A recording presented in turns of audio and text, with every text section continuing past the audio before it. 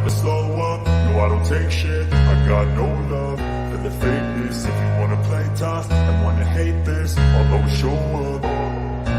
I don't ever slow up, no I don't take shit. I got no love for the fakeness. If you wanna play tough and wanna hate this, I'll always show up and make a statement. I don't ever slow up, no I don't take shit. I got no love for the fakeness. If you wanna play tough and wanna hate this, I'll always show up and make a statement. Everything I do so instinctive and so passionate. Every word I move so descriptive like an adjective. I got a vendetta against people who patented being negative when you should be getting after it.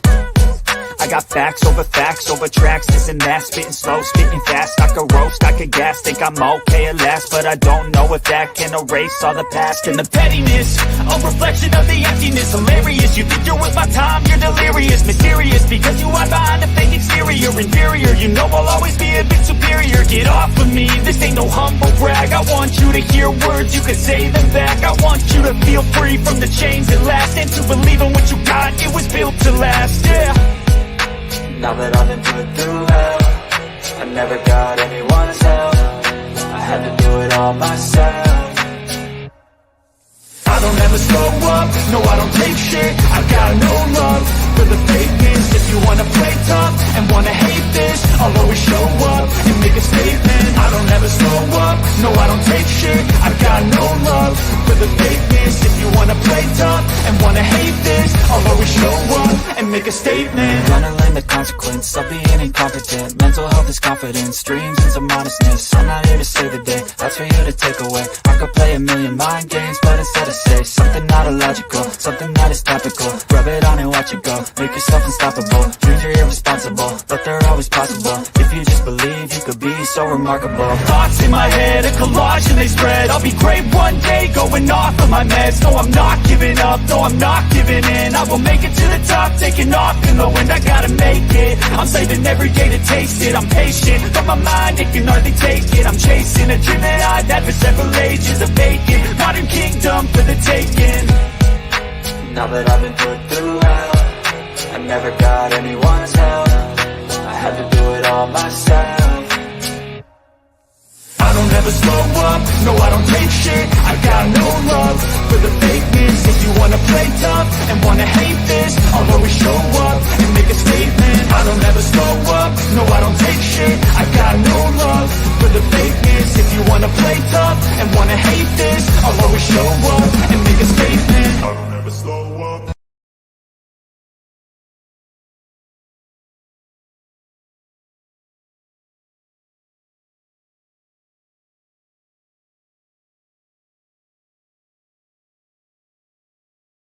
Going to say hi to Hazmat today. Hazzy, say hi to everyone. He's like, whatever, mom. So yeah, we decided to do actual live, and we have a special guest with Triple T, and we're going to talk about some of the social media principles by the military personnel, and we are going to hear a little bit of his story, and it's amazing story that so far that I heard. And yeah, so we'll just address couple of the issues with the social media use. And everybody, welcome. How you doing, Miss Anime? Good. I actually, this is the first time in quite a long time I went live with a video. It makes it a little bit interesting, and I'm sure people will be like, oh no. Oh no, we're gonna tear it apart and clip it away, and all the trolls will be trolls.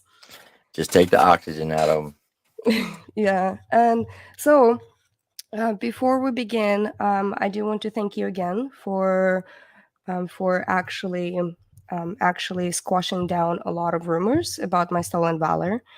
And even though I did at the moment, I didn't appreciate it, but when my mom was watching your video, and when I saw her, like as you read off all the awards and everything that I have done, I saw her tear up, and I was just, and she's like, I'm just so proud of you. And I was like, wow, I didn't even realize it was this much. So just to clarify, You did not pay me to do that, correct? No, no, Okay. I And me and didn't. you had never talked before No, that video, did we? I didn't even know that you existed. Exactly. Because a lot of people are saying, oh, you're a sellout. She paid you to do that. You're on Psychobabbles payroll. And I'm like, what are you all talking about? Yeah, But no, I the think reason why I did that is because, and I didn't even ask your permission, and I should have, but I just got sick and tired of people bashing you about stolen valor because that's a very, very sore subject with me because I've come across people who've conned people out of money when it comes to stolen valor. So if I suspect there's stolen valor or somebody tells me that there's stolen valor, I'm going to investigate it. And like I said in the video, when I first ran your name, it didn't come anything up because I was missing one letter. And then when I went on Perplex's channel, she said, well, try it with the Y.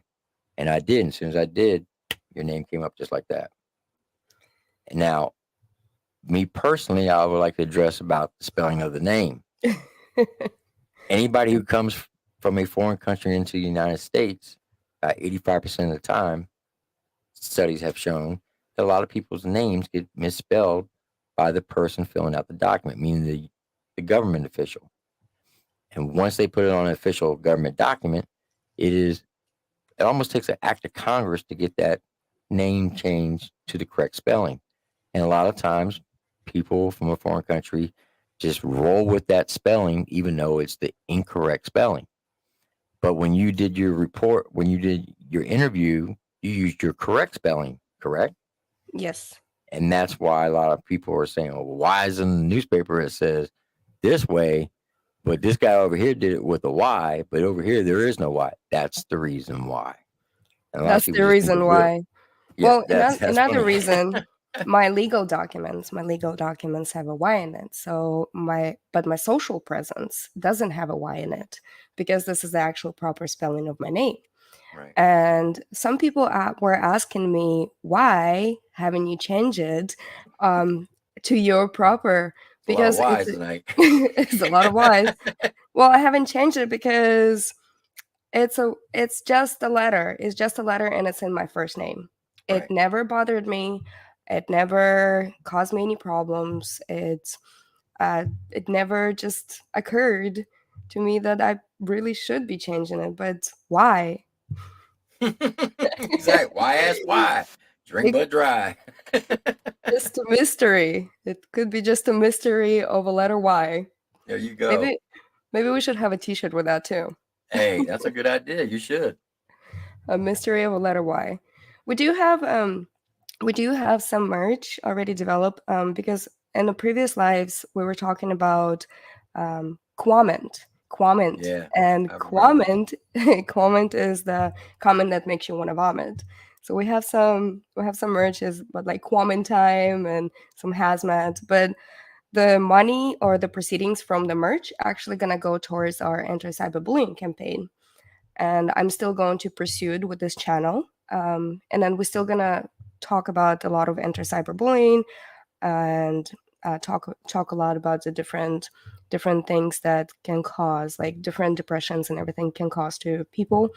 Right. But I am an emergency manager, so I do want to do a lot of different reporting or some videos about like the preparedness or what you should do during earthquake, flood, or anywhere in the area that you live, and maybe do some live reporting on depends on any kind of disasters that happen, because I feel like this is because it is my area of expertise and I can actually provide some of the knowledge, the inside knowledge that we have within our jobs, and bringing some military aspect into it and just kind of talk about it.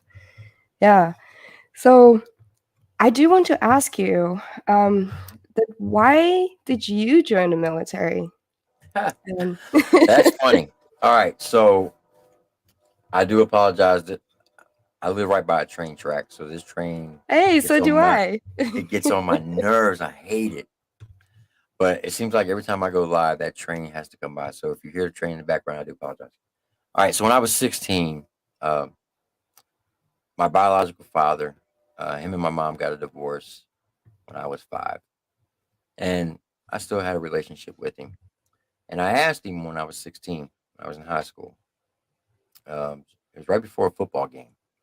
I said, "Pops, why'd you join the military?" He said, "So your your brothers and your mom could have the freedoms that you wanted, that you have." I'm like, "Cool." So I ain't got to join because in my family it's either military or police. That's the only thing they ever did. And he says, "Well, let me ask you a question." I said, "What's that?" He says, "You plan on getting married one day?" I was like, "Yeah." He said, "You plan on having kids?" I said, "Yeah." He says, "Well, are you going to allow another man or woman to defend their rights, or are you going to be a man and defend their rights?" And I was like, "Whoa, I never thought about that." So I just blew it off.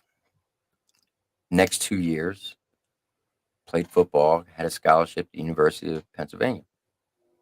And it was a small college, not Penn State, just the University of Pennsylvania. And I was on my way to college, had a scholarship, and I got in my car and I was driving up uh, uh, Route 15 into Gettysburg to go into head towards the college. And about 20 minutes into the ride, that conversation replayed in my mind. And I don't know, I just had this pit in my stomach. It didn't set well. And I literally did a U-turn and went back to my hometown and went to a recruiter station and joined because I didn't want anybody to defend my future family's rights but me. So That's yeah, that's why I joined.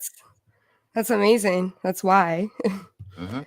Yeah, I joined the military. Well, it was during 9/11.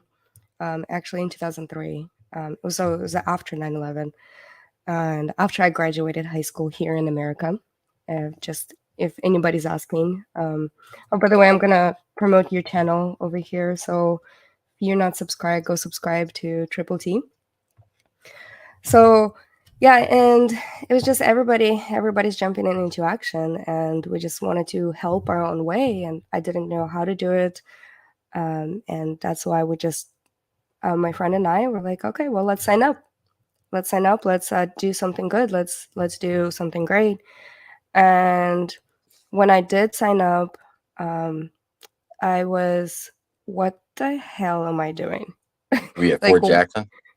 no, I was in Fort Leonard. Really? Yes, I was in Fort Leonard. That's where I I went to went. drill sergeant school in 2001. Ooh. So I was in Fort Leonard, and then at the time it was OSUT, so it was a basic and AIT together. So you had all your drill sergeants at the same time, for everything. So it was a chemical school. Oh, you were That's NBC? Yeah, I'm a 74 My older Delta. brother was NBC NCO. It used to be 54 Yeah, Bravo. 54 Bravo. Now it's 50, Hmm. what, 74 Delta? Hmm. Yeah. And it I went in October, and it was beautiful. It was beautiful in October because I joined from Ohio, I hated the weather. and but the winter in uh, the winter in Missouri, that's what killed me. But then I was like, I called my mom. Whenever we had a phone call that we're allowed to, I'm calling her. I'm crying. I was like, I don't know what I'm doing. Why am I doing all of this, right? And she's like, you better wipe those tears, suck it up, and just move on because this was your choice. Hmm. And it stuck with me. It really did.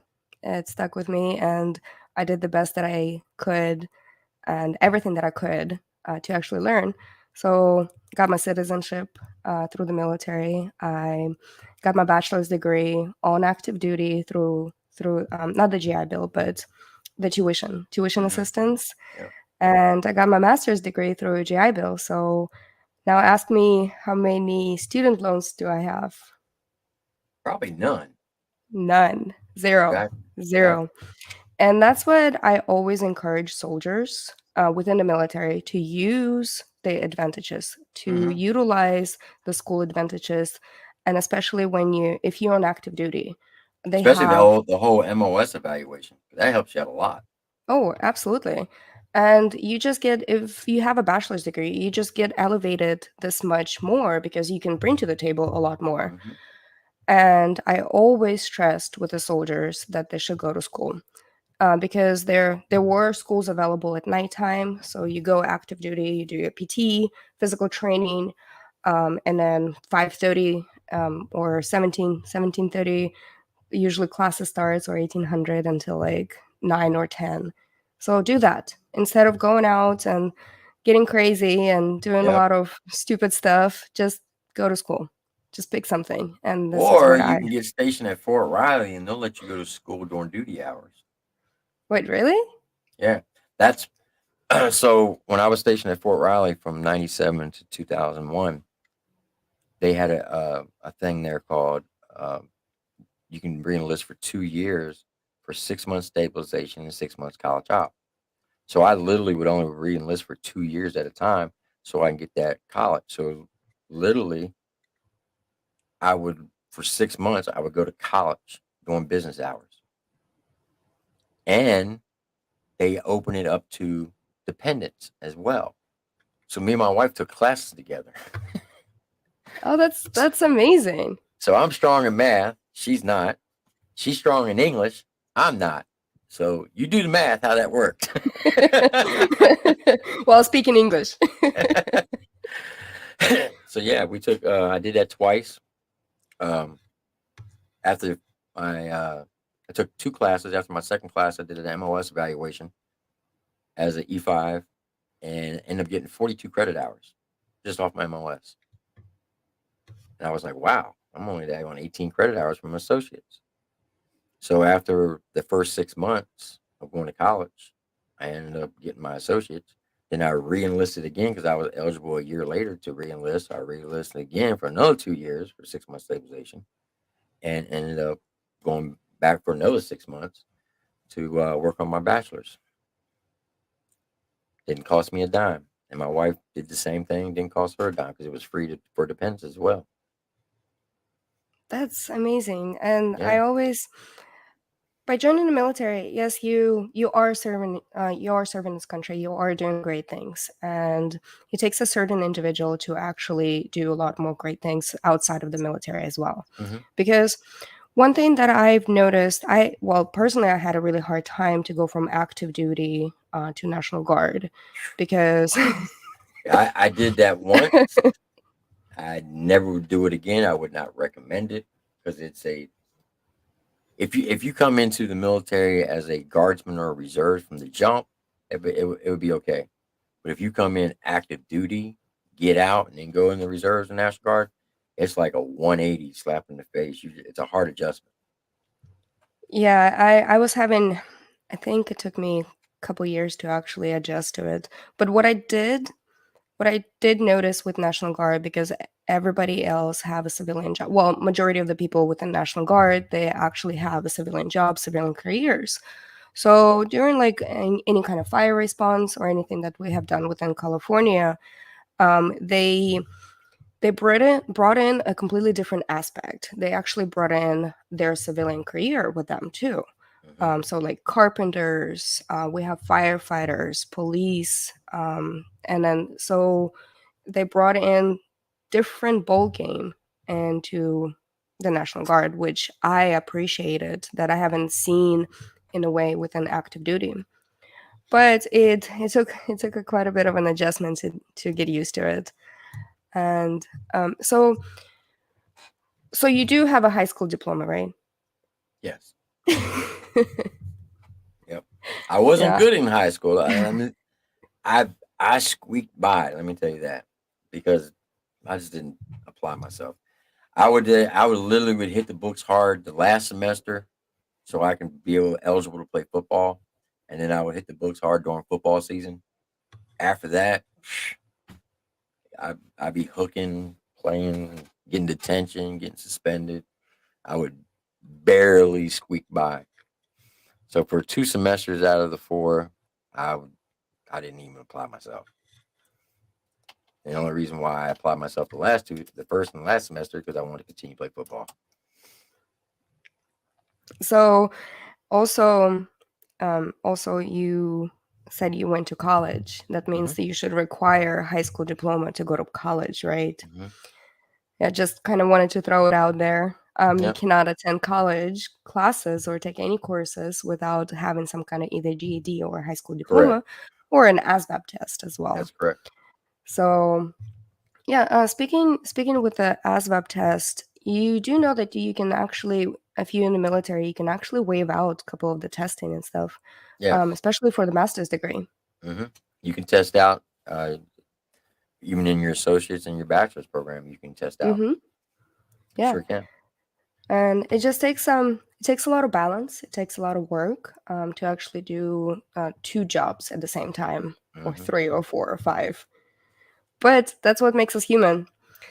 And I did notice quite a few of the soldiers from active duty when they do leave active duty, because they put everything their heart and mind into the service, and then they haven't progressed anything within their careers, so they tend to get spiral down and not knowing what to do. But there are so many programs available, especially right now. When you retire out and when you actually leave the military branch, Oh yeah. that help you. They help you to get certain license. That help you to progress yourself. They prepare you for the civilian life. And Correct. it wasn't back in the early 2000s. I don't think I don't think there were many programs like that. They just kind of, okay, bye. Yeah. Yeah. Yeah. Because when, believe it or not, when I retired, the programs that's in place today for soldiers to file their VA claim before they get out wasn't even in place. Back then, it was get out, go see the VA, wait 3 to 6 months to finally get your ratings. Now, soldiers can actually apply for their VA claim 6 months prior to them getting out. So they can go through all the exam process. They can have their ratings waiting for them. So when they get out, there's no break in that financial burden. They can act if they file on the 180-day mark, actually between 180 to 150 days remaining left in service, there is a 95% chance. So if they, like say, if they got out on 1 February, there's a very good 95% chance on 1 March their VA paycheck will kick in, so there'll be no break in pay. Hmm. But they have to be proactive. They can't wait till the very last second and expect people to jump through hoops. So they have to be proactive on their part as well. Yeah, exactly. So where were you stationed, if you don't mind me ask? All right, so my very first duty station. Well, here's a funny story. When I joined up, I called my father because he was stationed at Fort Hamilton, New York. He was a sergeant major. I called him up. He was 11 Bravo. And I said, Pops, he said, how's college? I said, I didn't go. I said, I joined the military. He said, all right, my boy, 11 Bravo. I'm like, no, what are you talking about? He said, what do you mean? I said, 19 kilo, M1A1 tanker. He cursed me out.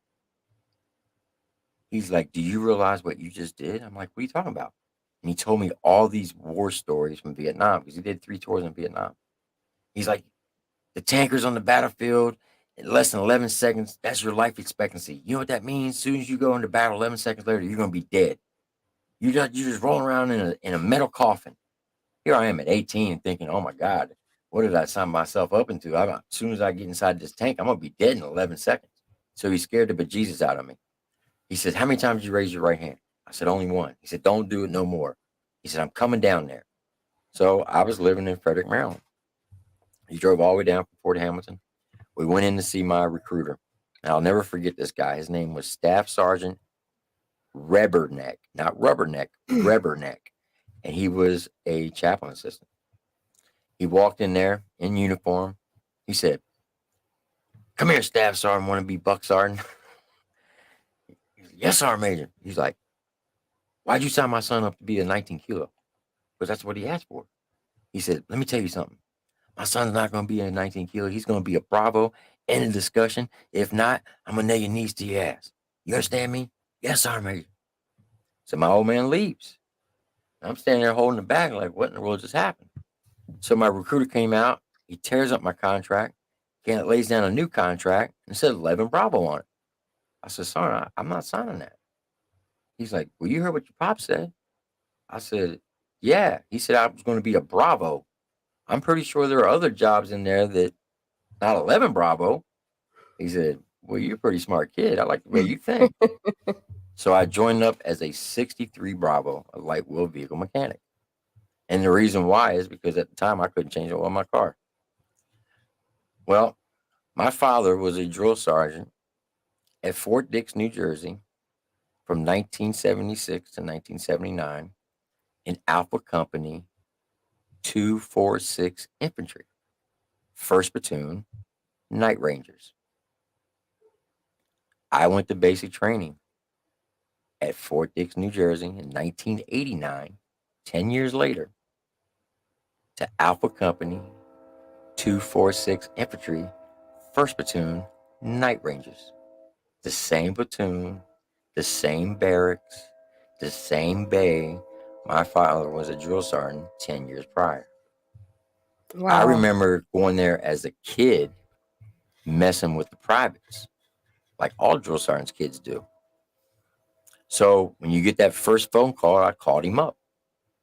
I said, hey, Dad, I'm in basic. He said, all right, Fort Benning. I was like, no. What do you mean, no? I said, Fort Dix. Click. He hung up the phone. Oh, no. No, he was mad. So I wrote him and wrote him and wrote him. He never responded, all through basic. I said, listen, I'm going to graduate on this date. You know where the graduation is going to be at. You did it many a times. I would love for you to be there. So we're out there on the parade field and we're doing the pass and review. I was in the second rank. And when they gave the command of eyes right, I looked to the right. And when we made that final column left turn, I could see him off to the distance in full uniform. And I mean, he was stacked up. So now I'm like a proud peacock because, you know, my dad's a sergeant major. He finally showed up. So when they dismissed us to go meet our family members, I walked over and I got a couple of my buddies with me. And one of my drill sergeants' name was Drill Sergeant Riley. He was an E5. That dude hated me. Only thing he can see is Private Fowles talking with his hands to the sergeant major. So he runs over there and blah, blah, blah, blah, blah, blah, and starts chewing into me, locking my heels up. And my old man stopped and looked at him and said, look here, Buck Sergeant wannabe specialist. Don't you ever, ever talk to my son like that in front of my... No one's ever going to talk to him like that while I'm standing around. And my eyes got this big. My buddy's eyes got that big. He locked his heels up. And everybody was like, oh, man, you should have seen Pride. You should have seen Faust's pops. Boy, he daggone locked Drill Sergeant Riley. He was madder than a hot. Oh, he was hot. So that's where I went to basic. Now, my first duty station was 45 minutes where I grew up at. I was stationed at Fort Meade, Maryland. I've been to Fort Meade. Which was nice because on the weekends I can go home and get a home cooked meal from my mom and have my laundry done for me. And during the week, I'd stay on post. Yeah, I've been to Fort Meade. Yeah. And because they have one of the chemical trainings over there, and then they moved it to... There's another base in Maryland. You got Fort Meade, and then you got Fort Detrick. Yes. I lived 1 mile from Fort Detrick growing up. Oh, wow. Yeah. So that's it? Just Fort Meade and... Oh, no, after that, no. After that, I volunteered to go to Desert Storm. I kept calling my branch manager. She was a Master Sergeant Harris. I'll never forget her. Every day I would call her because my old man, he retired on August 1st of 1990. August 2nd, Iraq invades Kuwait. My dad's mad because he wants to go back to combat. And they're like, nope, after 35 years, you're done. That's a wrap. So I'm like, well, I'm going to go. Every day I would call my branch manager. Nope, you're not going. Nope, you're not going. Nope, you're not going. So I called her all of August, all of September, all of October. Finally, on November 1st, 1990, she says, Private, you are the most annoying person I ever dealt with in my career. You want to go to combat and get blown up and shot at? Pack your bags, you're going. I was like, yes. So I went and literally went to Blockbuster and I rented every combat movie there was out at that time. I thought that I was going to go and win the war all by myself. And they attached me to a National Guard unit out of Syracuse, New York, 134th Maintenance, because I was a mechanic. That was my first experience dealing with the National Guard, because the mess sergeant worked at the Kodak factory. The company commander was a major, and the mess sergeant was the major's boss in the civilian world. But in the military, the major was his boss. So my platoon sergeant, my squad leader was my platoon sergeant's son. So his dad was a sergeant first class. He was a staff sergeant. So there was a lot of family members in there. Everybody was on first name basis. And I'm like, what in the world are you all doing? There was no military bearing whatsoever. Well, the first time they dropped a Scud on us, a Scud missile, oh my God, I was crying for my mama. I didn't know what I got into. It was just a shell shocking to me. And I did a lot of growing up over there because I've seen a lot of horrific things, because I was part of the invasion into Kuwait because they needed a recovery asset. So we were always like 45 minutes behind the main element, and there was bodies everywhere. And when you're 19 years old and you see all these dead bodies laying everywhere, and I'm talking anywhere from an infant up to somebody who's 80 years old, that's a sight to see. So you grow up really, really quick, especially at 19. And I wasn't even legal enough to drink. But here I am in this foreign land, dodging bullets and Scud missiles and seeing all these dead bodies. Is like, man, that's a reality check. A lot of people just don't realize. So it kind of, you start to thicken your skin up, and you tend to Yeah. don't Deployments really, change you. you don't care what people say or think about you. You're just like, you just put up this wall, this barrier. Yeah, the deployments definitely change you. Yeah. It definitely, even if you don't see combat during deployments, you still hear the stories. Yeah. You still make friends and acquaintances, and you still Well, see but other. here's the thing though. No matter where you're at, you still got to get into a vehicle to drive there. Mhm. So you may encounter something on your way to your fob. And I've seen that happen a lot of times. Yeah. So in Iraq, one of the largest convoys that we've done, because we pulled out, we were the last combat brigade, mechanized combat brigade to leave Iraq. So we actually drove from Baghdad to Kuwait in our What year? strikers. 2009, 2010. Okay.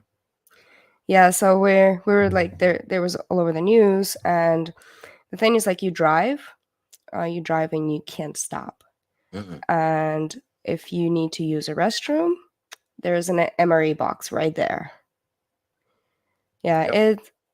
and to the point where, because I was a back hatch gunner for a striker on the convoy back, and you just see. Luckily, nothing happened. Nothing happened, and I think they were just leaving us alone because we were just leaving. Mm-hmm.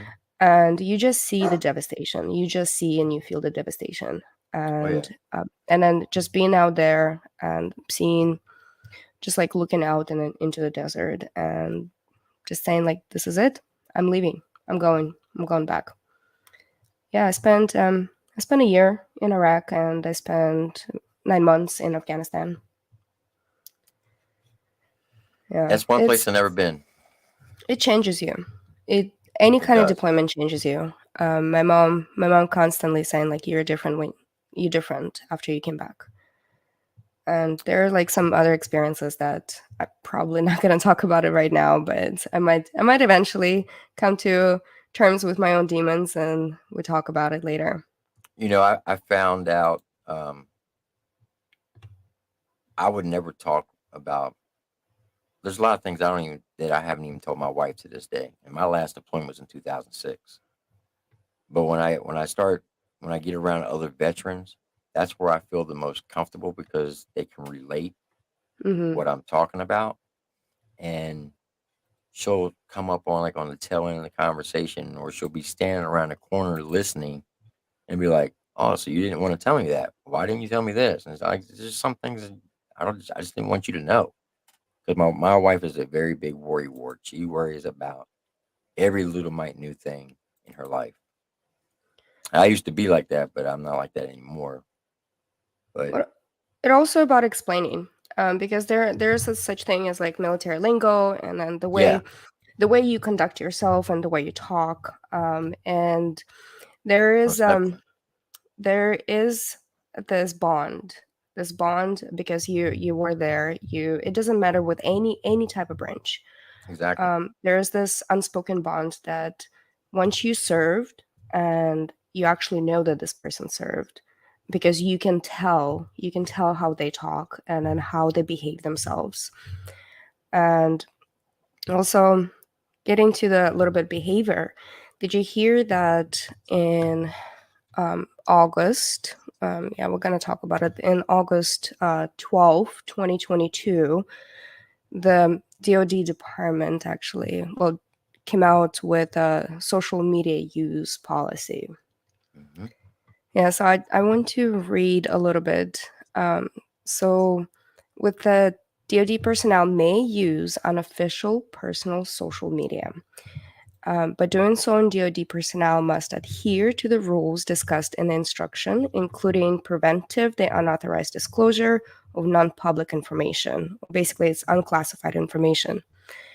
And basically, you also have to have a statement on your social media accounts saying that everything that you say reflects on you, not on the military or any other government job that you have. And correct, this is as simpler as a disclaimer. Is basically the views and opinions presented herein are those of the author and do not necessarily represent the views of DoD or its components. Appearance of or reference to any commercial products, services does not constitute DoD endorsement. That's if you want to put ads on your YouTube channel or advertise anything or be in the commercials. And the appearance of external hyperlinks does not constitute DoD endorsement. So anything that you do, it reflects on you. But there is still this fine line that people tend to walk on. For example, personally, I will never attack any service member or talk badly about them. I would try, if I don't disagree with someone, I would not attack their service or anything. I would try to reach out to them and see if they can hear me out on the lowest level possible, because that's how we deal with a lot of stuff, right? correct. And I would probably email. I'll probably reach out on personal before I put out any other content that might be interesting or might be misleading or anything. So, but this is me, and just kind of always wanted to stress that the misinformation sometimes can get within the social media can get very, very scattered. And sometimes people don't know the story. Sometimes people want to speculate on the story and want to speculate on what kind of rank you have, or want to speculate on if either you have a high school diploma or not, or if there's a Y in your name. And so just the if you reach out, or if somebody would have reached out and asked, I'm here to answer questions. And I've been answering a lot of questions on my comments page. And like a few people have been going to my videos and or my community page, and they've been asking questions, and I would answer right there. because yeah. So I'm sure you have Exactly. encountered some of this stuff too. Oh yeah, I mean, people have questioned my military service because okay, so behind me, you'll see some plaques. They're only there. I don't really, I don't brag about my awards or anything. My wife put them up there. She brags more about my military service than I do. I just it doesn't phase me. You know, it is what it is. And people are always like, "How do you have 4 Purple Hearts?" Well, 'cause, I got blown up so many times, and I think you're a fake. Okay. Every once in a while, it'll trigger me to where I may snap on somebody, but 9 times out of 10, I just brush it off and keep going. Now, if my wife sees it, she'll just light into them. I'm like, you just gotta ignore these people because that's what they want. They want the drama. They want people to snap at them. I said, just take the oxygen out of them. Just ignore them. But she's Hmm. learning that because she's new to the whole YouTube thing. And she just started a channel, and I'm like, it's a totally different beast. I'm telling you, you got to have some real thick skin because these people will come at you sideways at all different angles and try to. If you show one piece of paper that says if, and then the next one it says but, they're gonna sit there and try to create this Sherlock Holmes theory why you got if on one page but on the other, and it's like, really, you're gonna argue over something like the letter Y. Prime Why? Why example. are you gonna argue about a why? Why does Exactly. it matter? Exactly. So, people just need to relax, take a chill pill, and just if you Yeah. have Well, issues or questions, reach out because you can get more bees with honey than you can with salt and vinegar. yeah, absolutely. Absolutely. And that's what we're trying to do here is actually not to trash talk anyone. We're actually trying to strive Educate people. forward and Yeah, yeah, educate people. exactly. Like Because that is knowledge is exactly look, knowledge is power. The more knowledge you have, the more power you have. And I learned that as a young soldier. So my very first duty station, I had this E5. His name was Sergeant Johnson. I'll never forget him. For 6 months straight, he would smoke me every day for 30 minutes. And every time it was something to do with my uniform. Private Faust, get over there in front of the enlisted position. Man, that's why, Sergeant. According to AR 670-1, and he would rattle off something. I took him for his word because he was an NCO. I was just a private. After about 6 months, I called my father up. I'm like, look, Pops, I'm about to snap on this guy. This guy keeps smoking me. He's like, well, what are you doing? I don't think I'm doing anything wrong, but he keeps quoting AR 670-1. He says, well, what's the regulation say? I don't know. Why haven't you read it? Well, why would I? He's a sergeant. How you know he's telling you the truth? Maybe he's lying to you. Maybe he's BSing you. He says, son, knowledge is power. The more knowledge you have, the more power you have. So I literally, for the next 6 months, so this went on for a year. So 6 months of getting smoked. And then the next 6 months, I literally studied AR 670-1 verbatim. At one time, I could recite it from front to back. And after 6 months of studying that manual, because it was only about this thick back then, one day he came up to me. He's like, you know the drill, get over there. I said, Sergeant, all due respect, what's the reason for it? AR 670-1, da, da, da. I said, actually, Sergeant, with all due respect, AR 670-1, page 43, paragraph A, appendix C says this. And I rattled it off. His eyes got about that big. He did an about face and he walked away. And that was the last time he ever quoted AR 670-1 to me because he knew I had the knowledge. When I got the yeah. knowledge, I gained the power and he never spoke me again. I used to carry this AR 670-1 snippet in my Mm-hmm. pocket. And because everybody always give me a hard time about my hair. Um, I have blonde hair. I have naturally blonde hair and then some highlights and everything. But my hair is very fine. So they constantly just come out and look like a mess. And I try to do everything that I could. And I figured out that your hair actually cannot go below the bottom of the line right here. And there are people just being giving me a lot of hard times. And I was like, well, let's read this. So, and it looked professional. It always looked professional, but it always was just walking that thin line. Yeah. That's why I Yeah. always tell soldiers, even today, the more knowledge you have, the more power you have. And that's not just in the military, that's anything you do in life. You could be Mm-hmm. working at a factory. If you know the rules and regulations of your safety guidelines or whatever the job description, if you know that stuff and you have the knowledge for it, people are not going to mess with you because they're going to know that you're educated on it. So if you take the Exactly. time to educate yourself on whatever you're working at, I mean, even if it's working at McDonald's, and there's no shame in that. If you know the company policies on how to properly make a cheeseburger, they're not going to mess with you. That's why knowledge is Mm-hmm. power.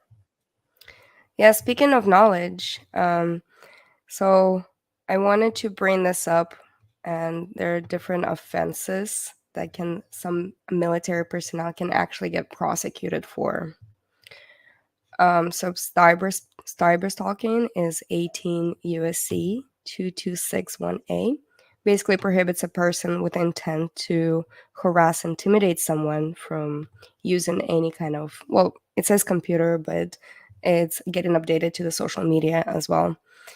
So basically, if you talk or harass another military person like that, so there are certain UCMJ articles they can actually affect, because if you start walking on that very thin line of um, of, let's say it says, every nasty, hurtful, or embarrassing digital communication transmitted across digital communications is not a criminal offense, but though even though it might be offensive, but in some speech is protected under First Amendment.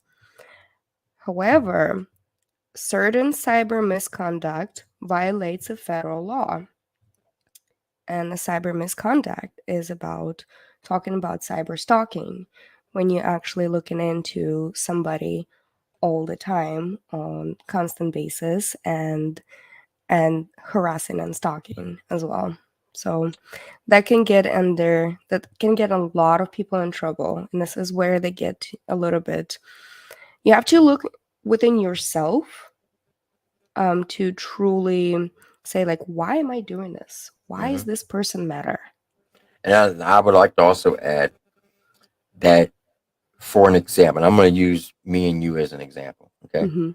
So you're a sergeant first class in the Guard. And let's say I was a sergeant in the Guard, E5, right? And I know that you outrank me.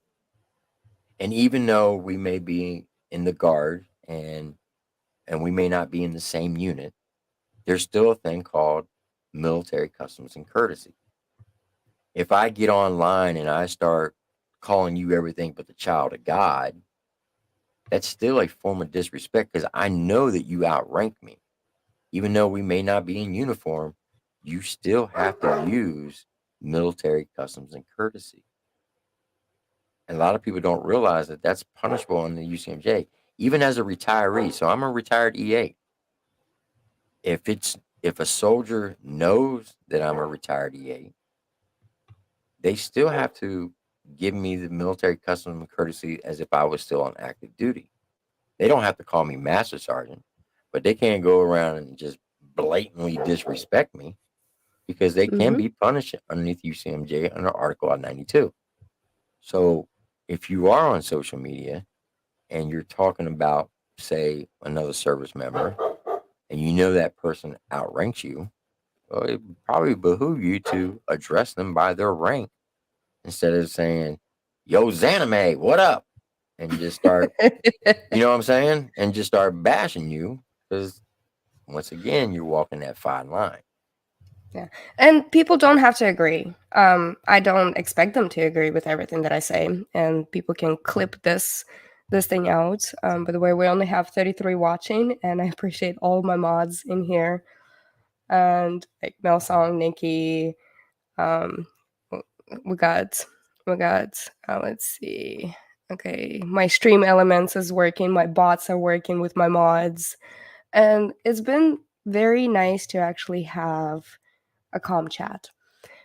But like I said, people don't have to agree with me, and people can agree to disagree. Here's the thing. If you don't agree with somebody, the amazing thing about YouTube, if you look in the upper right hand corner, there's this little red X. Just click on it. Just yeah, Just- just leave. Bye. And you don't have to hear what that person's saying. Exactly. It's that simple. Yeah, and well, it's like you're not gonna hurt me. I'm just gonna keep doing what I'm doing. We are building a community here. We're moving forward. We're striving to do something better. And you're right. You have to have tough skin. You have to have tough skin in here. And I learned it the hard way from the very beginning. But I have learned it. And I was amazed by how much hate one person can receive. And I was like, okay, well, let's move on. Exactly. Let's it's old news. It's gone, done deal. Let's move on to another topic. Because now it's I would like to say this pushing. before we go on to the next one. To whoever's watching, whether you agree with Miss Anime or you agree with me or disagree, just remember this. The past is the past. You cannot change that. So don't dwell on it. The future, it's not guaranteed. You should prepare for it, but it's not guaranteed. You live in the present. They call it a present for a reason. So open it up and enjoy it. Because you may be here today, it may be gone tomorrow. Don't get wrapped all around the axle on small, minute things that's not going to affect your life. Because those small, minute things, if you wrap around it too much, can cause you a lot of future regrets, if that makes any sense. Oh, absolutely. I think I'm gonna clip that and actually post it on post it on my community By all tab. means. By all means. Yeah, it's just some behaviors of certain individuals. And I'm talking about not just YouTube. I'm talking about the TikTok and everything else. You have to have a respect. You still wearing the uniform. You still have to you have to be professional in no matter what you do. The professionalism always have to stand out, even through your civilian job, through anything you do on social media and anywhere else, even like at the grocery store. You cannot act belligerent. You have to be composed, and you have to think before you act. So my grandfather always said, "Think before you speak."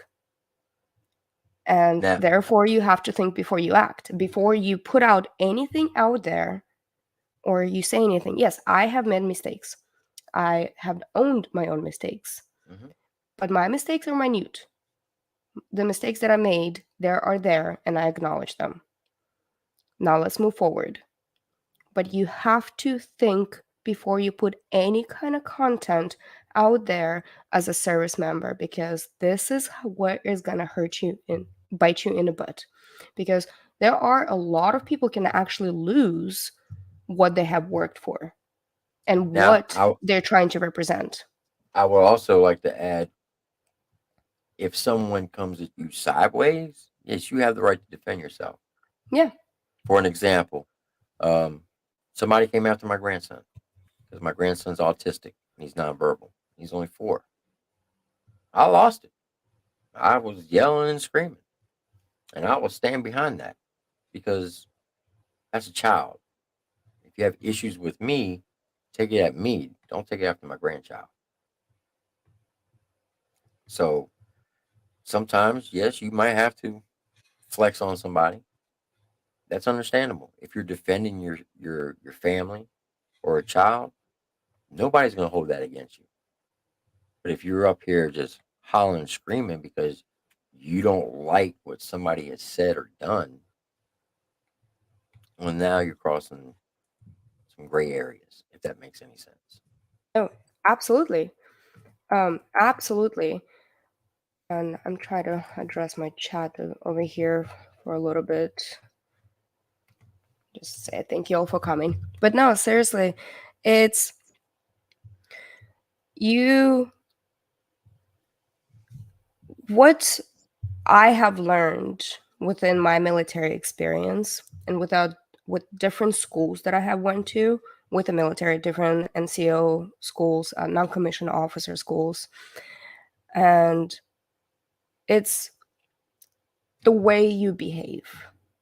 Hmm. The way you behave and how you progress through the military ranks. Because if you behave irrationally, if you constantly stirring up drama, if you constantly throwing your arms around and everything else, you're not going to go anywhere. Because Nope. your attitude that is showing through the military service and then through the civilian life, and you're not going to go anywhere. If you want to actually progress, if you want to learn how to lead soldiers and then how to be an example for your troops, you have to stand back. You have to stand back. You have to rationalize a lot of stuff. And you have to understand where they're coming from. Also, putting a little bit of authority into it. So Fact. you cannot be running around and talking, oh, this person did this, oh, this person did this, and spreading all these rumors without facts backing everything up. And if somebody thinks that this person did something wrong, collect the facts, find the right person, and submit it. Submit it without you running the mouth. There's an old It's saying. that easy. It's that easy. There's an old saying. I'm going to keep this as PG as possible. From an old cat, an old head vet, as you all would say. Don't write checks that your buttocks cannot cash. Because sometimes we let our emotions get the best of us and we start smacking off at the lips. And it's the old saying, loose lips sink ships. Mm-hmm. They can do the same thing to your career. Exactly. Because if you keep shooting blanks in a battlefield, Woo! Target, ceasefire. Driver back up. right? That's a good analogy right there. I like that one. I'm gonna steal that one from you.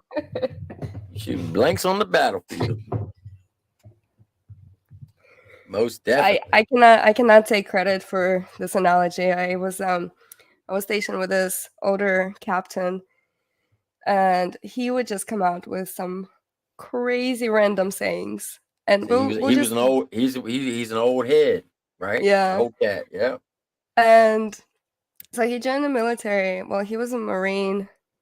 He was a Marine at, I believe, like early 80s, and then he had a break, and then he went into the military, into the army, and into National Guard, actually. Oh And goodness, I bet he had a nightmare. and he was just there. He was just there for like the longest time, and just like sitting as a captain. But he had all these different analogies. Like every time we went to the range, and he started bringing up all the different war stories and everything, and he was like, well, don't be shooting blanks on this battlefield. Yep. So I'm stealing that one, and there's a couple other ones that I can't even remember right now, but it has to like come as a time. Oh yeah. Time and place. So yeah, and it's just so the different relationships and different experiences that we actually build within the military, it sticks with you. It sticks with you for life. And Oh yeah. when you come into, like, for example, when you come into the new unit and everybody's like, oh well, this is a new person, right? So you always kind of have to prove yourself every single time you go to a new unit. And when people see that you're hardworking, and then they tend to kick back, and they're like, okay, well, maybe we can accept this person into our little group. But the friendships and relationships that you build throughout all these experiences are absolutely phenomenal. I have so many people that I'm still in contact with from many, many years. Mm-hmm. Yeah. And well, for example, when I was stationed in Germany in Where 2004, in Hanau, it's like, Really? yeah. We lived in Hanau. My son graduated from Hanau. Really? Yeah. I got there in Nice. 2005 to 2007. Yeah, I was there 2004, 2005. What? Really? Yeah, Germany, Hanau. And by Yeah. Fliegerhorst. Yes, most definitely. Yeah, We yeah. matter of fact, my wife's in the chat. She may remember our quarters, but we lived on the housing where the high school was at, and right behind our quarters was the clinic and the vet. Oh, yeah. I think I know the area. And if you So came out our quarters, there was Lori, what was it? What was that? Was it that big German bar that was right there at the light, and you made a right to go down to Wolfgang to the the Irish pub? commissary? Yes, The Irish pub. yes, that big one. Mm-hmm. And if you made a right at the light, you went down about maybe a quarter of a mile. You had Wolfgang, which was the commissary, the PX, Popeyes, the bowling alley, and Mm-hmm. all that. Yeah. Did That's you ever? Let me. Okay, I'm not to get off subject, but did no you ever worries. eat it? Did you ever eat at that place that had a steak on the rock? Yes. Oh my There was a God! really small place that had a high tables. Yes, Yes, yes. My yes. And wife, then they bring out she the raw loved steak that with place butter. because they had that dipping sauce. Oh my God! Mm-hmm. I think they had Ooh, like 3 dipping sauces, right? Like yes, 3 or 4 different yes. ones. Oh, I love that. Love that. Once we ate there, she wanted to eat there every day, and I was like, "Oh my God, are you kidding me?" But yeah, it was phenomenal. It was. I would go And then back to Germany just to eat there. the kebabs, they had the kebab stands like outside of the Hmm. Fliegerhorst, and oh, I missed the it's Christmas markets. We used to get those pork sandwiches. mm-hmm. You know what I'm talking about? Yep. The real thin pork sandwiches on them brochins. Oh. So like they so did you know that Hanau was done, right? Yeah. The So military's when we left in 2007, they closed our base down because I was stationed in Fliegerhorst. I mean, not Fliegerhorst, in Freiburg. So I would mm-hmm. drive 45 minutes every day to the Freiburg. They closed it all down. They gave it back to the locals. But now they're talking about reopening that area, believe it or They not. are. Yes. Because So my wife was she worked at the school as a teacher, and the civilian who was hiring all the people to work there, she was a local national, and her and my wife had stayed in contact over the years, and they're actually in contact. They're in talks right now to reopen the whole Hanau area back to the military. oh, that would be phenomenal. Yeah, And I we loved had Hanau. I loved it. I loved Hanau. We had so much. The Brothers Grimm on the middle square, the Brothers Grimm Hmm. statue, the different castles, and Yeah, we were there at the so same time. We probably crossed paths, didn't even know it. yeah. Well, I left in 2005. When in 2005? Uh, oh my goodness, it was so long ago. Because we got there in January of 2005. Oh, okay, yeah, we probably crossed paths because I left like July, Yeah. August. Yep.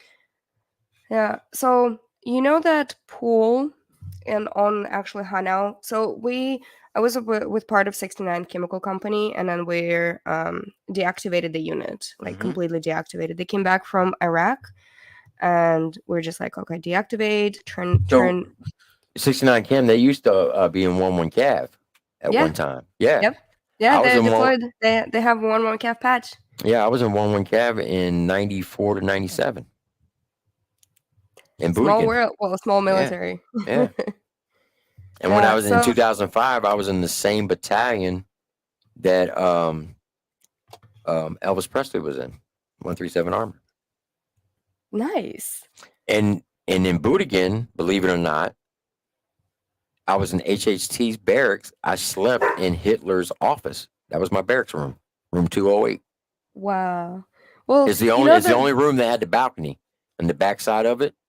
So if you Uh-huh. went downstairs on the first floor of the HHT barracks, they had what they call the Cab Museum, and there was a lot of pictures of Hitler standing on that balcony.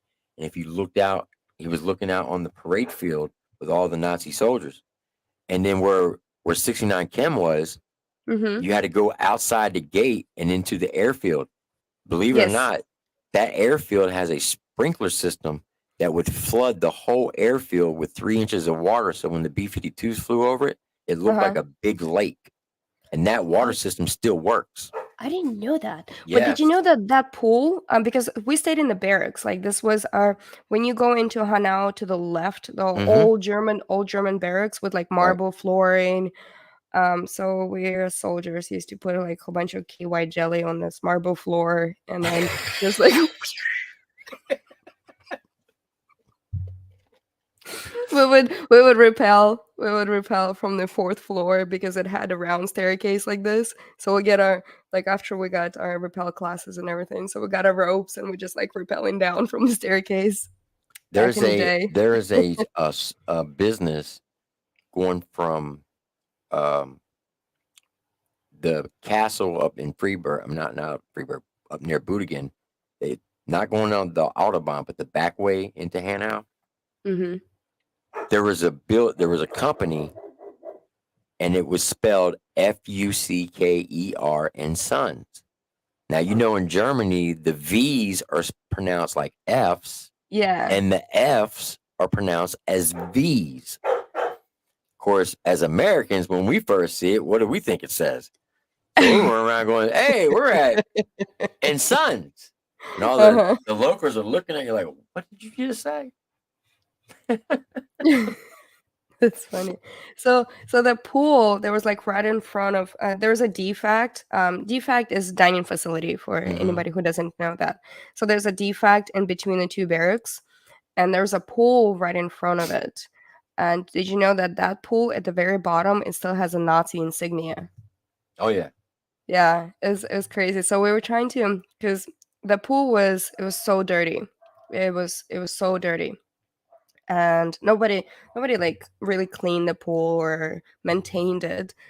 So here you go, our soldiers, because we were privates and specialists back then, and we're like, oh well, we uh need to do something, right? And we said like, hey, we gonna clean this pool. And our commander's like, oh, that's a great idea, area beautification and everything else, right?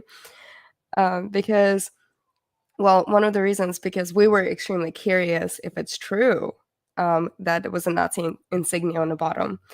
And they're like, oh, that's great.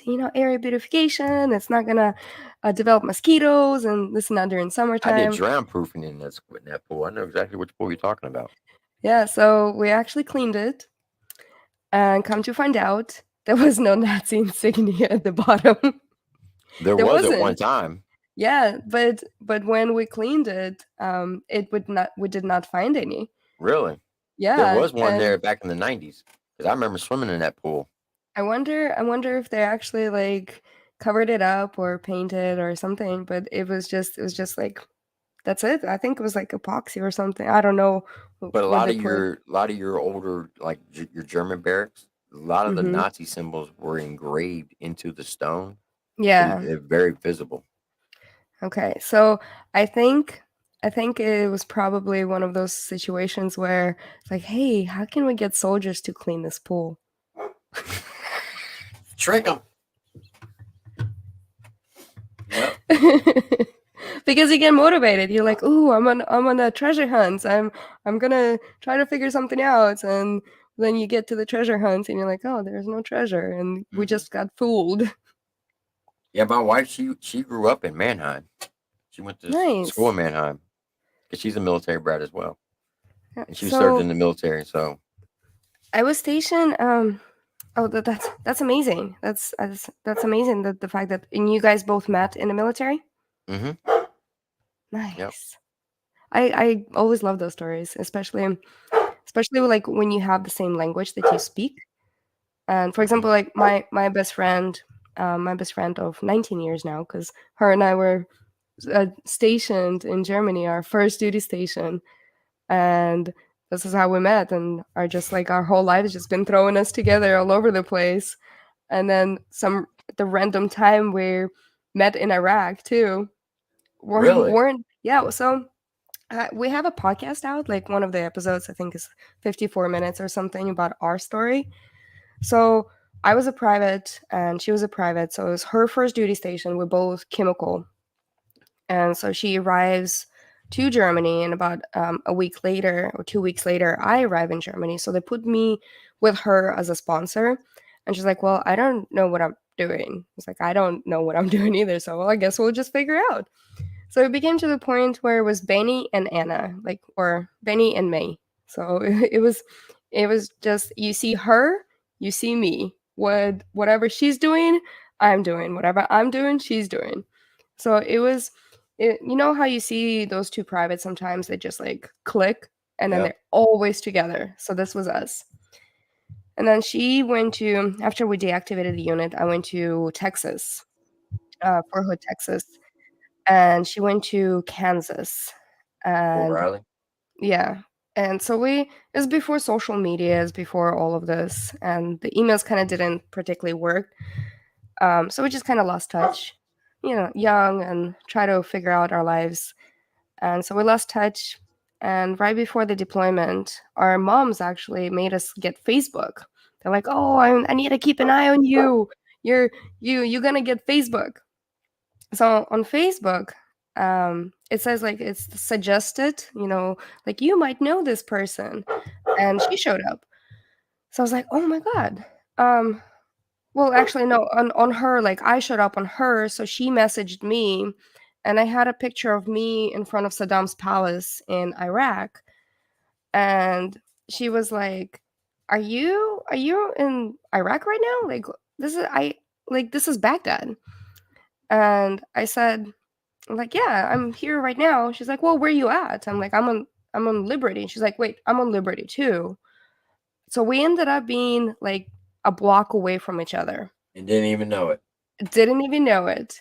And I was like, "Well, hey, I have this small barbecue," because, we still barbecue out there. We still lived in somewhat normal lives.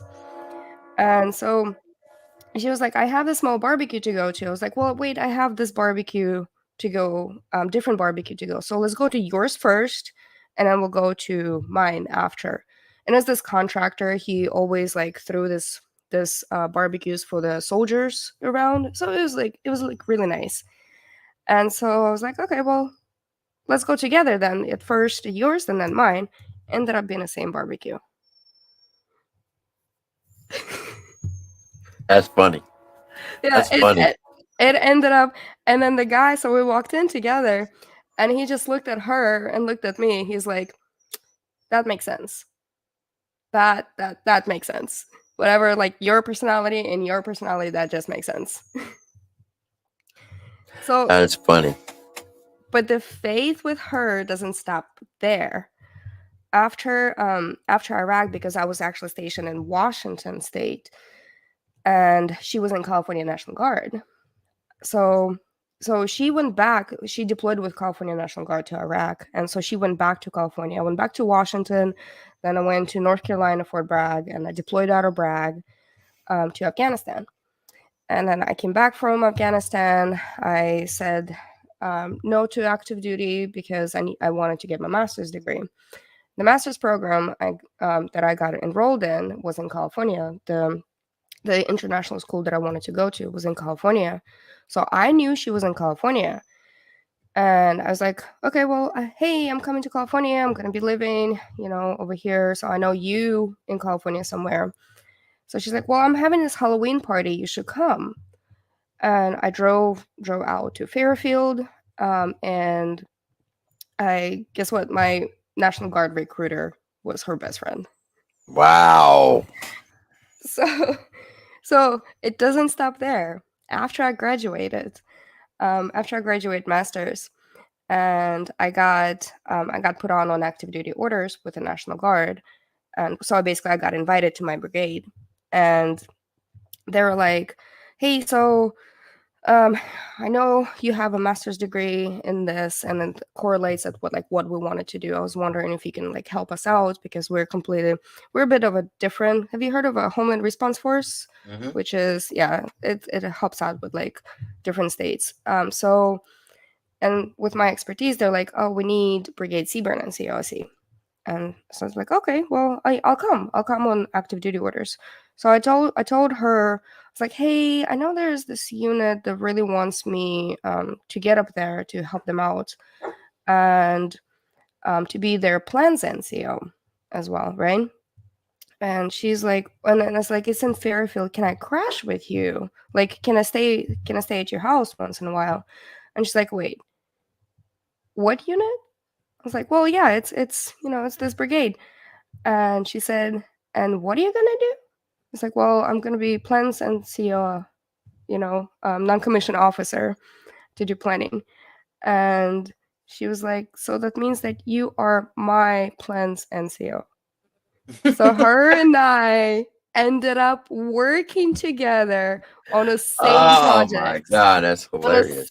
Yeah, on the same projects and everything. Like our desks were right next to each other, and we're just never tried to like really stay in contact, never tried. We just kind of let everything flow. Now, do you still stay in contact with her today? Oh yeah, absolutely. She actually moved to Washington DC. um yeah, I'm sad about that, but hey, Well, it gives knowing you a our reason to life go. story. It gives you a reason to go visit all the monuments now. Exactly. So it's sad the fact that she's going, and I'm extremely happy for her. And she's a Black Hawk helicopter pilot now. Wow, Yeah, that's impressive. she made her CW3. I'm so excited for her. And yeah, and it just life takes it away. Yeah, Sometimes, everything you happens for a reason. gotta get used to it. But she's gone, but she's not gone, because we're still gonna do podcast. We're still gonna talk about our crazy lives, and still gonna do like similar to this. And I Yeah, hope eventually I'm gonna get her on this channel as well. So that's awesome. yeah, so that's why I'm saying, like, some of the people that you meet, you should really consider how many bridges you truly want to burn, Exactly.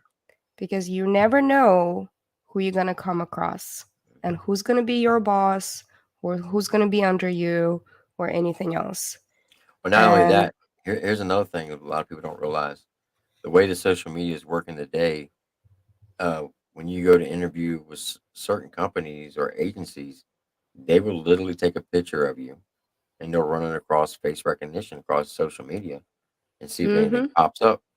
And if you have all these crazy videos out there of you ranting and raving or saying crazy things, it could potentially cost you a very good job. Yeah, and then if you truly trying to break in this world and actually go for a good career, and then you have some kind of negative thing out there, it can truly hurt you. That's why image matters. I already have a career. I'm on my second career.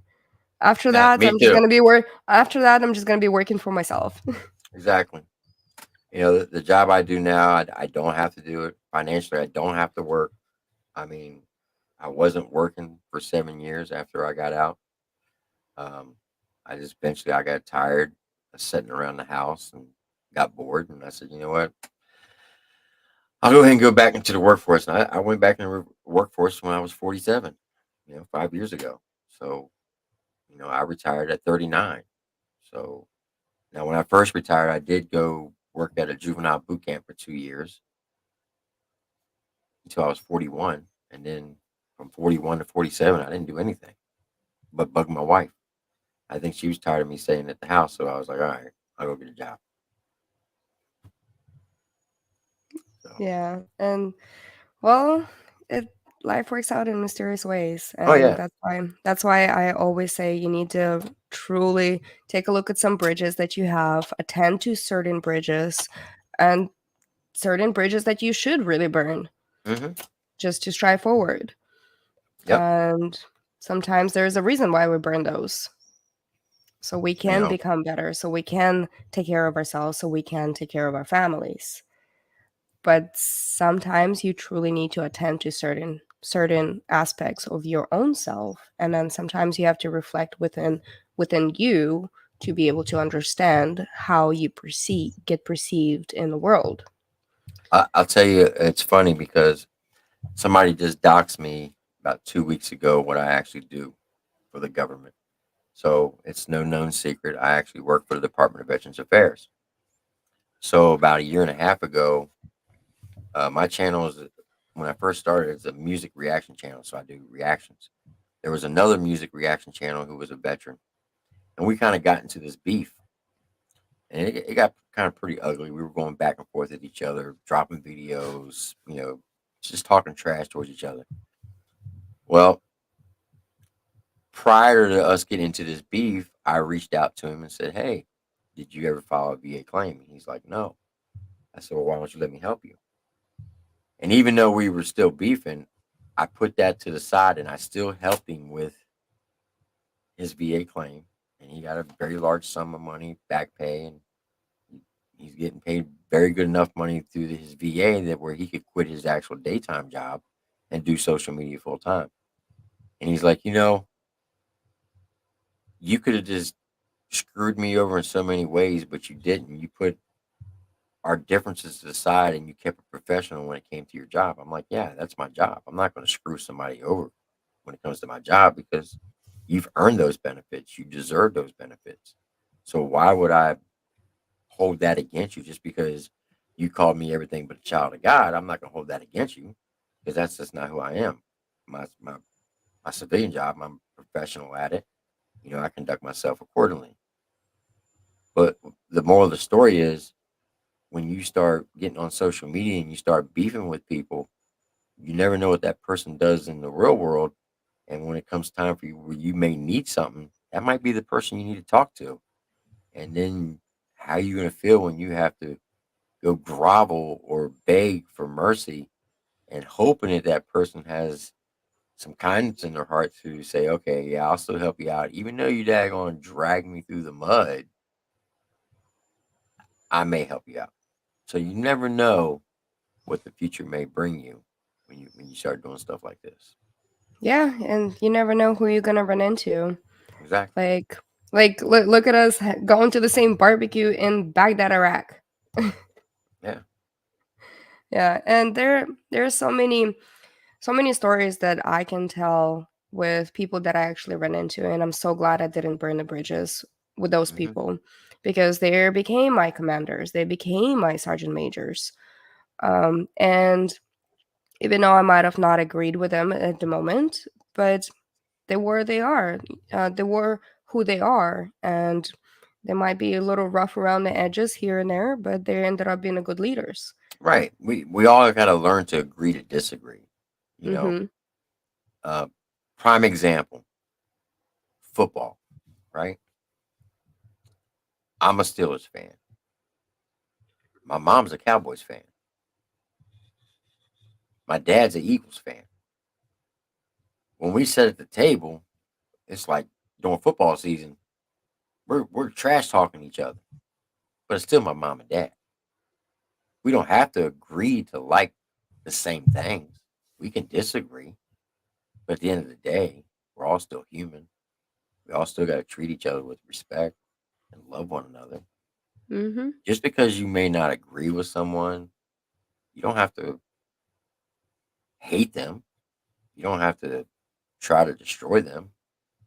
So you have a disagreement on certain topics. That's perfectly fine. But at the end of the day, when it's all said and done, we're all still human. We all bleed red. We're all made in the image of God. If we can't be willing to forgive our enemies or forgive those who done us wrong, how do we expect God to forgive us for the things that we do? That's the way I look at Yeah. And I always trying to reach out as much as I can to help. To basically keep my door open. it. Mhm. To keep my door open, saying like, "Hey, here's my hand. I'm I'm open to you if you have questions or if you have anything else that you want to clarify. It's right there. It's available. But if you don't take it, that's upon you." Right. So that's why I left my comments on my page. That's why I answer questions on my page. I might not answer every single one because there's way too many to read through. Hmm. But if I do come across one or two or 100, I will answer. My email is out there, and I had people to reach out to me asking me questions, and I answer them. And I said, "Thank you. I'm done talking about you." I'm old news, people.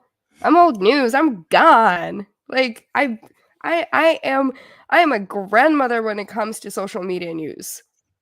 Just Look, drop this topic. Drop it social and media let is it go. after the first 15 minutes. That's it. That's probably Hey, called 15 minutes of fame. you go viral, and then after that, if you keep talking about somebody else, that you might have some problems within you as well that you truly need to look into. That's facts. So, yeah, and but like I said, my door is open.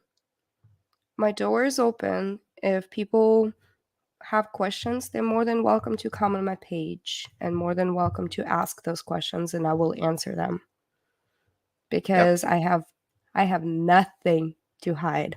All of my information is out there already. All of it. That's facts. So, I'm just take me as I am.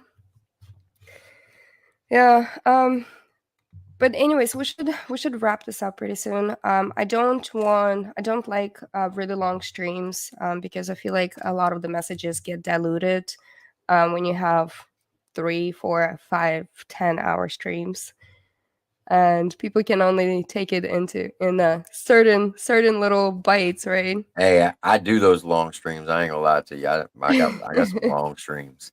But Yeah, I do a lot of music and I pull people up on the panel. We play games. We'll roast each other, but it's more of like a family get together when I have my nice, shows. nice. And I wanted to bring you on a panel.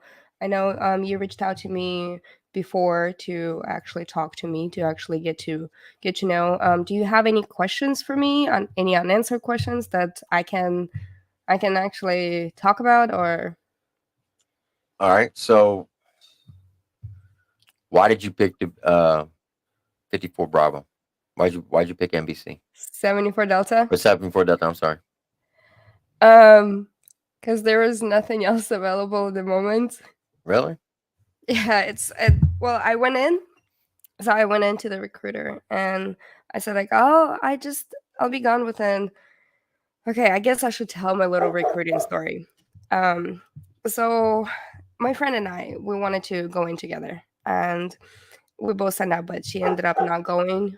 She ended up going at the later time because she got pregnant, and so we went in and we're talking to recruiters, and we went through taking ASVAB test and everything, and the pre-initial PT test, so they can actually take a look at like where your physical strength is.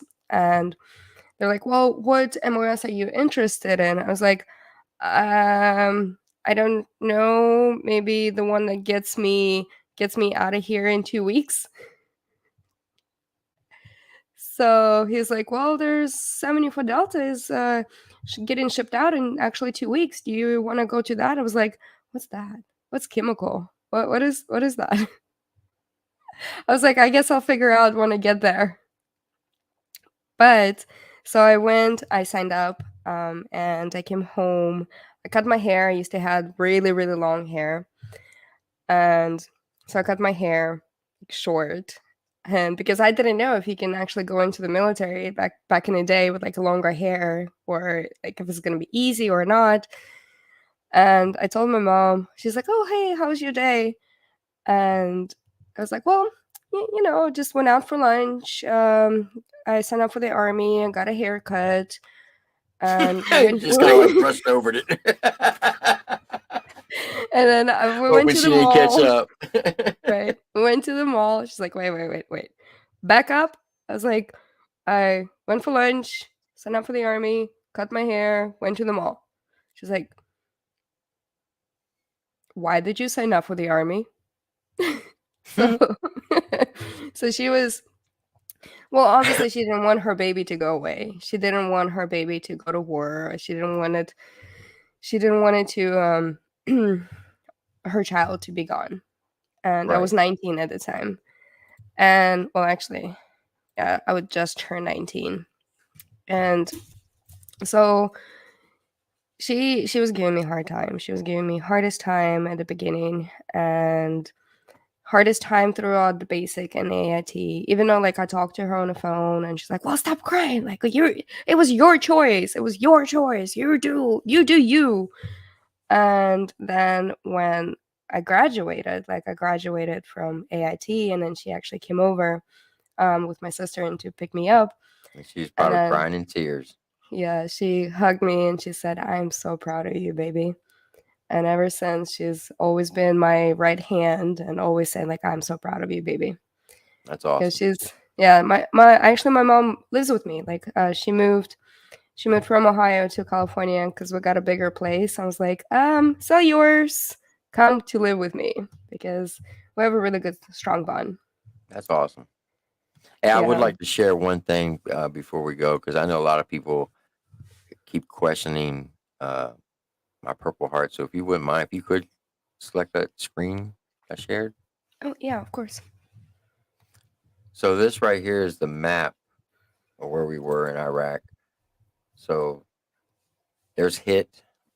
It's actually pronounced heat or hit, depending on what part. Which you can see there's Baghdad, and then Mm-hmm. down here where it says Al Anbar, that's where Al Assad was. All right.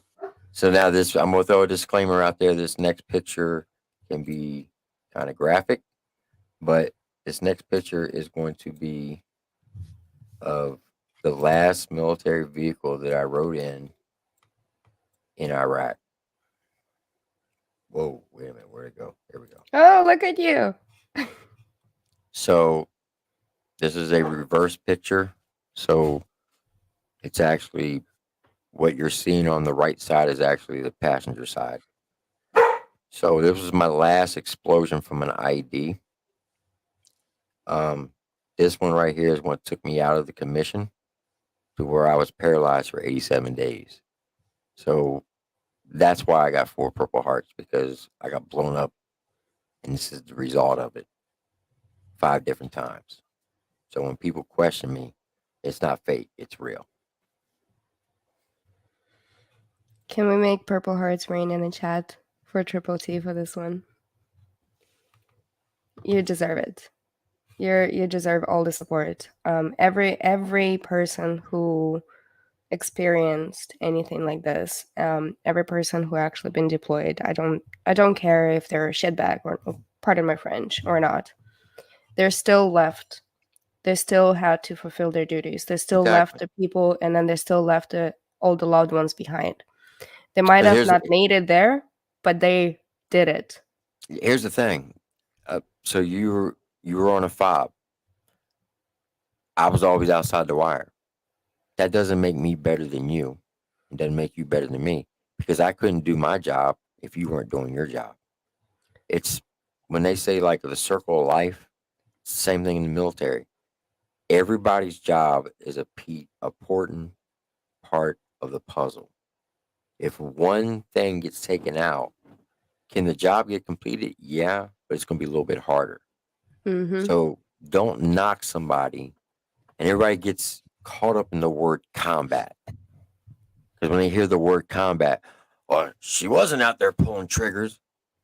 She might not have been combat arms, but she was still in a combat zone where mortars could have been dropped on them, going from one fob to another. They could have got hit by an IED. They could have got shot at by snipers. A whole lot of things could have happened. I actually seen in 2004 in Ramadi. I called my wife, and she was at the PX, and thank God she was in the PX at that time, because the PX at Fort Knox in 2004, you lose cell phone service as soon as you walked in. I was at the AT&T trailer calling home. There was a captain that was behind me. It was his anniversary. I was in there for 15 seconds. He's like, "What's wrong?" I said, "I couldn't get through." He's like, "Well, you want to call again?" I'm like, "Nah, go ahead, sir. It's your anniversary." And we were sitting in line for like an hour waiting to get up to the talk. I said, I'll catch her later. As soon as he stepped in that phone booth, a mortar hit the compound, and a piece of shrapnel 75 yards away came through the window and hit him right dead in the head. And he died while on the phone while talking to his wife. Yeah, so in Iraq, when it was like a small block, you know, because you have like different like pads, right? We call them pads.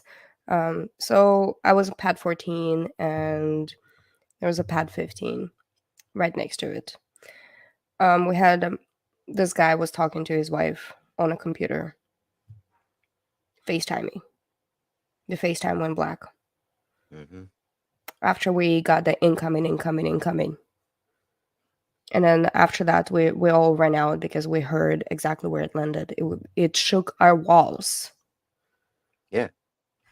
And then he was the only person in his CHU, which is crew served housing, talking to his wife over FaceTime. Yep. So don't tell me anybody out there who's actually been to the combat zone. It doesn't matter if they were cook, if they were HR, if they were Supply. infantry, tankers on the striker, backhatch gunners, or even chemical infantry, because we get utilized in all the other positions that they cannot fill. Facts. And you went to the war. You signed up for this country, to serve this country, no matter what branch. You still deployed. You still wearing this patch. You got my respect. Exactly.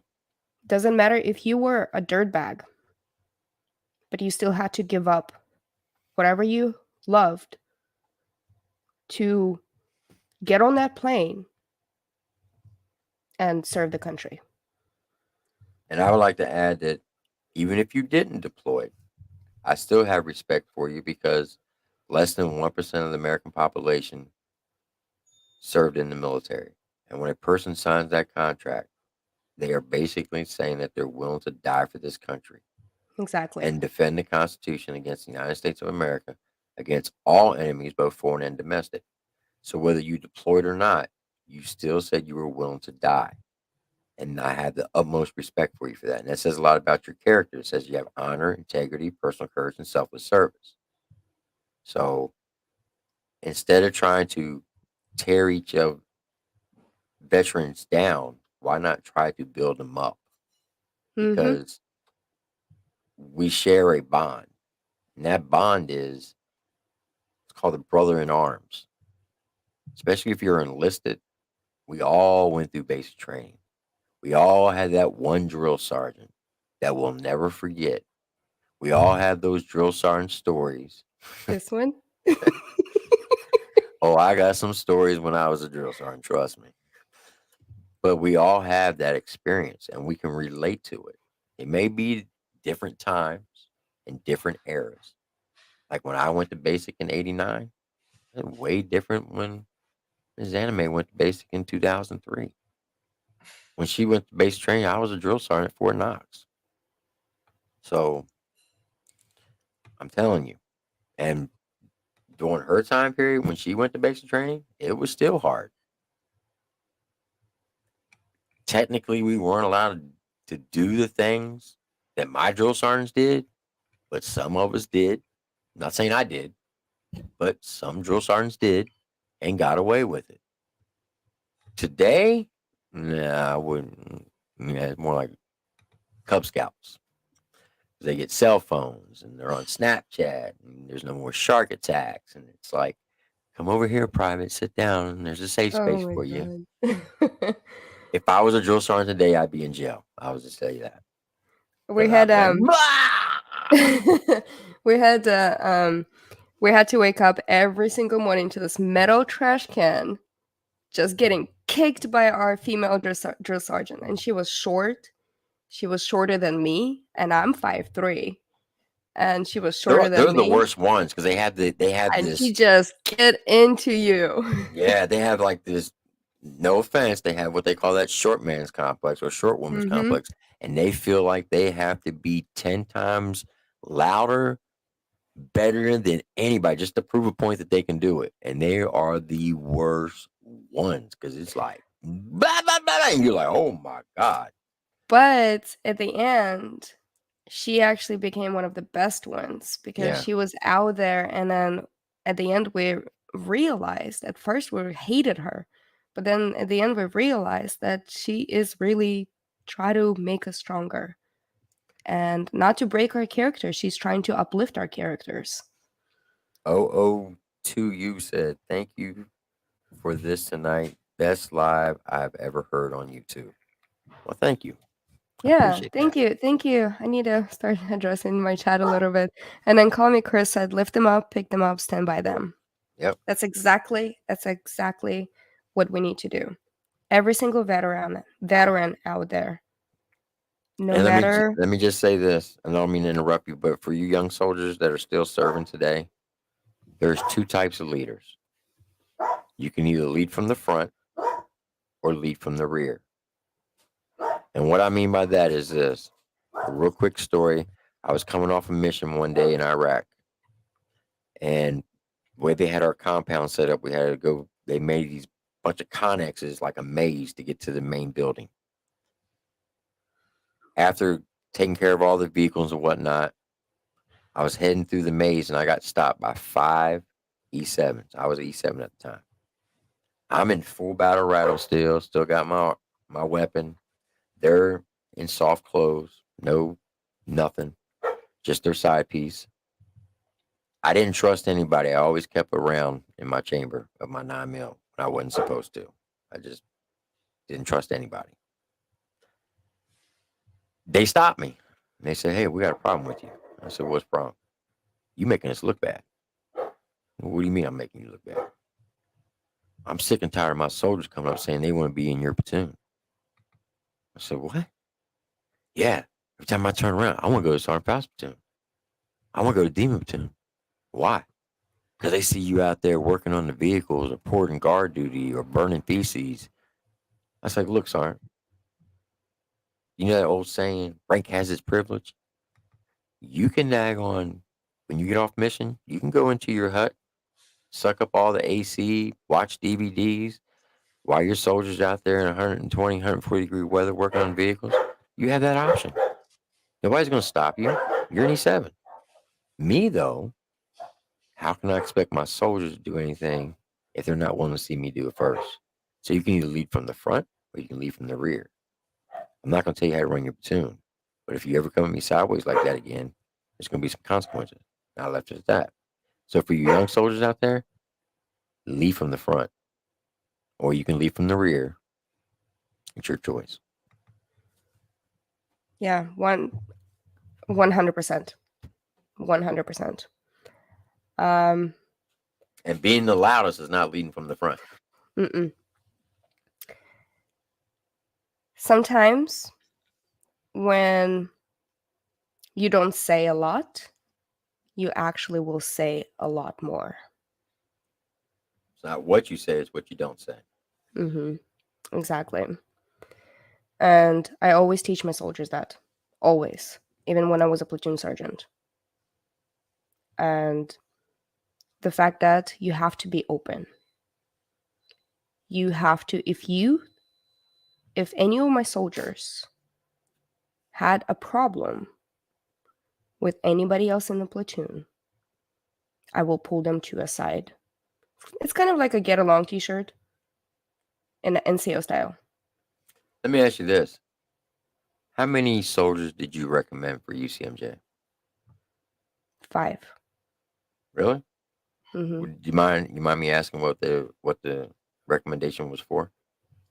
What did they Well, do to deserve? my first was on drunk on duty. Okay, that Yeah, you had no it choice with was. that one, but okay. Yeah, exactly.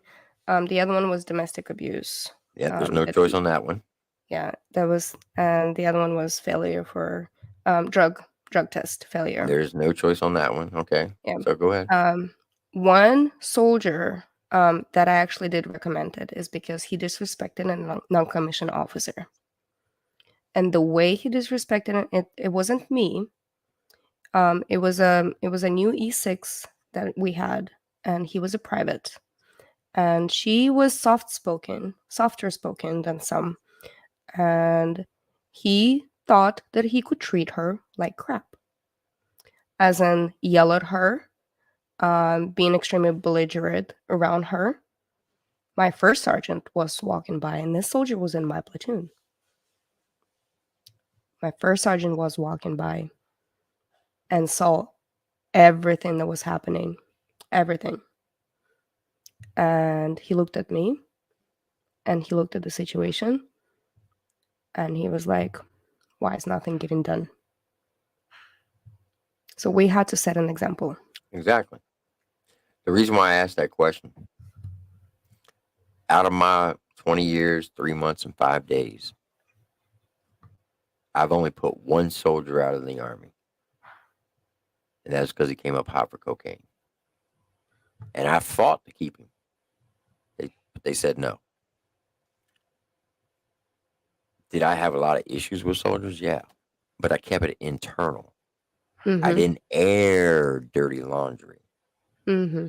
So what I'm getting at is when you're on social media, especially when we're talking to vet, don't air your dirty laundry. Keep it internal. Because when vet and vet start fighting, then no disrespect to those that are not veterans, they're going to be like, oh, our military is not as strong as we think it is. There's a division there. There's cracks. And guess who else sees that? The enemy. See, the amazing thing about YouTube, it's worldwide. So everything that we discuss on YouTube, somebody in Afghanistan is watching it. Mm-hmm. Somebody in Syria is watching it. Somebody in China is watching it. Somebody's in Russia is watching it. All our enemies are watching. And they're going to perceive, because they know that we're veterans, they're going to think the rest of the military is like that.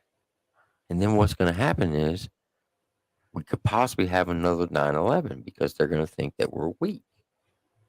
I'm not saying that's going to happen, but that's what they could think. Because for some reason, and Xanamay, you can test to this, especially when you're on active duty, you don't pay no rent, no utilities, if you're single, you don't pay for your groceries because you're eating the defact. You really don't have any bills. You have all this money coming in every month. So you can actually go out and buy a brand new car. And when you go on leave and you drive that car, what's the first thing everybody thinks? Oh, they're rich. Well, them people in the military making good money because you roll up in a brand new Escalade with some 26 spinners or whatnot on it. They're going to think that you're rich when in reality, you don't have any other bills to pay. So you go treat your things.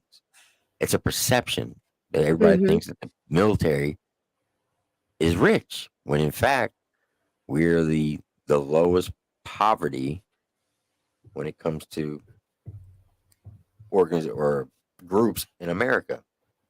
We're 18% below poverty. There's I read a study last week that 39% of the military is actually on welfare. But everybody thinks that we're rich because that's what they perceive when they see things. Mm-hmm. So when they see us doing this stuff on social media, they're going to think, well, they're weak. If they're weak, I can only imagine what their country's like. So let's go attack it. Exactly. Yeah, we should not fight. Veterans need to unite, Make no matter love, what. not war. I was saying- And why ask why? yeah. Well, I wanted to thank everybody in the chat.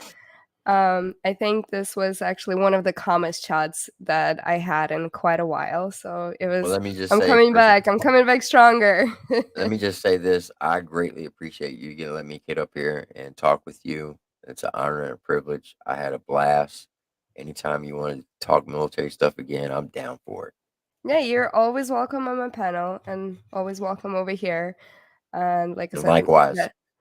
veterans need to unite. There you And go. I'm sure you and I can go back with some stories. Oh, yeah. About some war stories and some drill sergeant stories and everything. Yes, ma'am. Sure can.